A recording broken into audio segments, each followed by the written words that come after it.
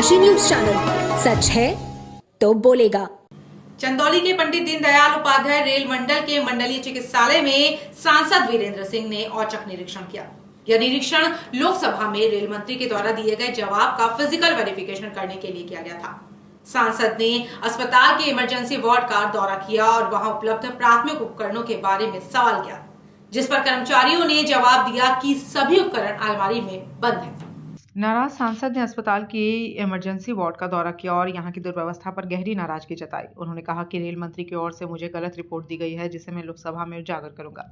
सांसद ने आरोप लगाया कि जब रेल कर्मचारी को चिकित्सा संबंधी समस्याओं का सामना होता है तो मंडलीय चिकित्सालय अपनी ही समस्याओं का रोना रोता है।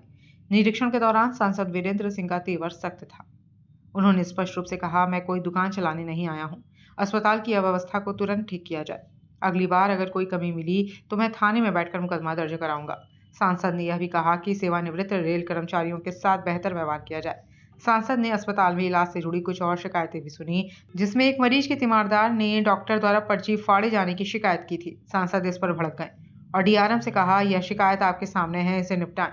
इसके बाद एक अन्य शिकायत में मेडिकल विभाग में फिट और अनफिट के लिए 5 लाख रुपए की रिश्वत मांगे जाने का आरोप लगा, जिसे सांसद ने खुद डीआरएम को सौंपते हुए निष्पक्ष जांच की मांग की। क्या दिक्कत है? रेलवे हॉस्पिटल में मेरे पापा भर्ती हुए थे। मेरे पापा का वजन 152 किलो है। छोटे मोटे काम जैसे केबिन का मिलना है, केबिन का स्थिति जर्जर है, केबिन में छत नहीं है, फर्श नहीं है, वहाँ पे रिफर नहीं किया जा रहा है। अगर हम हेरिटेज में रिफर मांगते हैं छोटे मोटे कागजों में ऑपरेशन के लिए, तो उनको दवाई पे जबरदस्ती ट्रीट किया जा रहा था।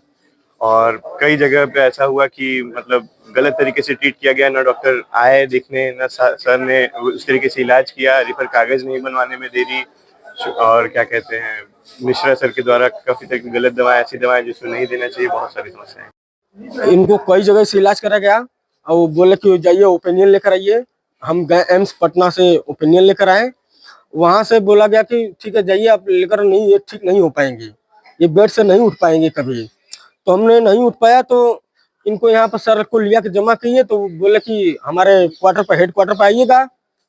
तो हम हेड क्वार्टर पर सर नहीं गए। तो फिर उसके बाद जो कि इनका स्टोनो जो आनंद सर, वो स्टोनो सिम्मे सर के हैं, वो बोले कि ऐसा कि आपका काम हो जाएगा, खर्चा बर्चा लगेगा, आपका काम हो जाएगा।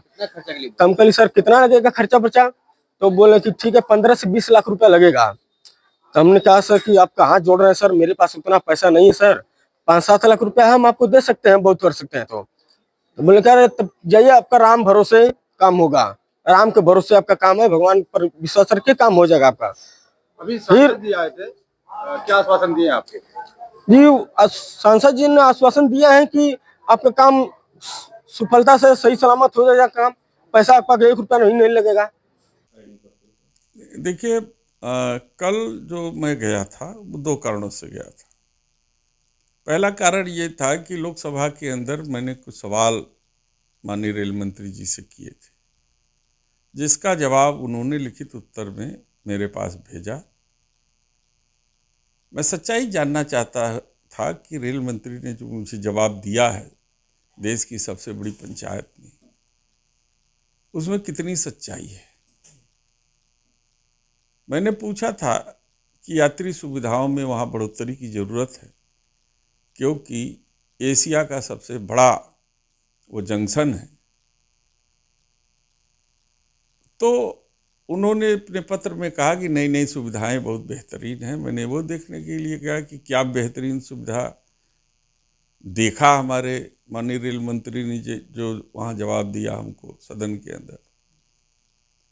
दूसरा उसमें सवाल था कि जो कर्मचारी रेल के वहाँ रहते हैं उनके आवास की हालत बड़ी जर्जर है।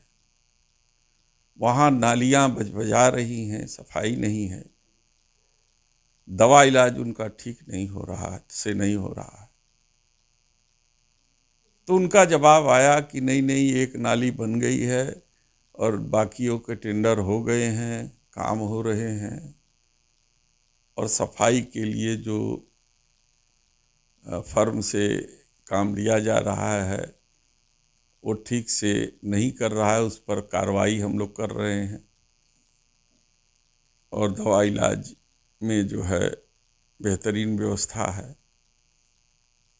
तो मैंने जा कर के वही देखा और डीआरएम से मैंने पूछा कि जो सफाई के लिए लगाई गई जो कार्यदायी संस्था है, जो ठेका पे आप करा रहे हैं, उस पर आपने कौन सी कार्रवाई की? क्योंकि देख रहे हैं गंदगी व्याप्त है, नालियों की स्थिति वही है। तो वो चुप थे। मैंने कहा माननीय मंत्री जी ने कहा है कि हम उसके खिलाफ कार्रवाई कर रहे हैं, किए हैं, तो क्या किए हैं कार्रवाई? कहा नोटिस दिया। हम के नोटिस कौन सी कार्रवाई होती है? क्या उसे आप ब्लैक लिस्ट किए? क्या उसको सस्पेंड करने की बात किए? मैंने आप कौन सी कार्रवाई किए जिससे वो अपने काम में सुधार लाए, या उसकी जगह किसी दूसरे को आपने टेंडर किया हो तो वो भी बता दीजिए। तीसरा, ये जो आवास दिख रहे हैं जर्जर हालत में है, तो कौन सा आवास बना है जो उन्होंने दिया कि नहीं हम आवास बनाए हैं, टाइप 2 बनाए हैं, टाइप 3 में काम चल रहा है? तो वो मेरी एक बात का भी जवाब नहीं दे पाए।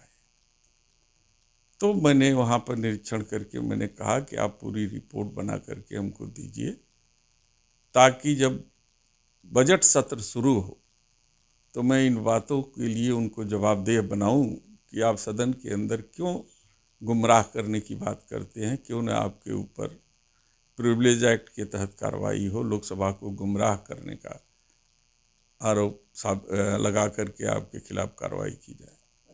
पूर्वांचल की खबरों से जुड़े रहने के लिए आज ही सब्सक्राइब करें हमारा YouTube चैनल डनकाशी, और हाँ, लेटेस्ट अपडेट्स के लिए बेल आइकन को प्रेस करना ना भूलें। और आपके पास है कोई जानकारी या है कोई सूचना तो हमारे दिए गए नंबर पर आप हमसे संपर्क कर सकते हैं।